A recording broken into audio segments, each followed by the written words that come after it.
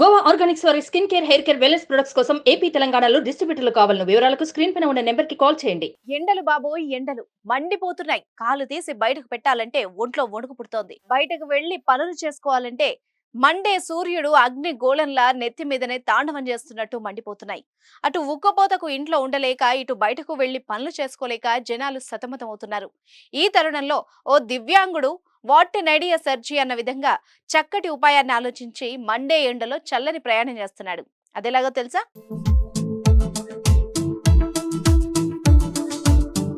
రాష్ట్రంలో ఎండలు మండిపోతున్నాయి. బయటకు వెళ్లాలంటే జనాలు జంకుతున్నారు. ఇక వాహనదారుల బాధలు చెప్పాలంటే వర్ణనాతీతం.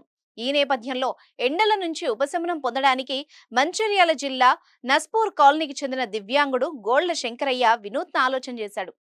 ఎండ వేడిగాళ్లు తగలకుండా తన స్కూటీకి గ్రీన్ మ్యాట్ ఏర్పాటు చేశాడు. అంతేకాకుండా ఇరువైపులా 4 మనీ ప్లాంట్ మొక్కల్ని పెంచుతున్నాడు. దీంతో ఎంతటి ఎండలో ప్రయాణించినా చల్లగా ఉంటుందని శంకరయ్య వెల్లడించాడు. దీనిపై నెటిజన్లు బాగా స్పందిస్తున్నారు. మీ ఆలోచన గ్రేట్ సార్ అంటూ కామెంట్ చేయగా, ఇండియాలో ఆలోచనలకు కొదువే లేదంటూ మరికొందరు కామెంట్ చేస్తున్నారు. మరి మీ కామెంట్ ఏంటో కూడా చెప్పండి.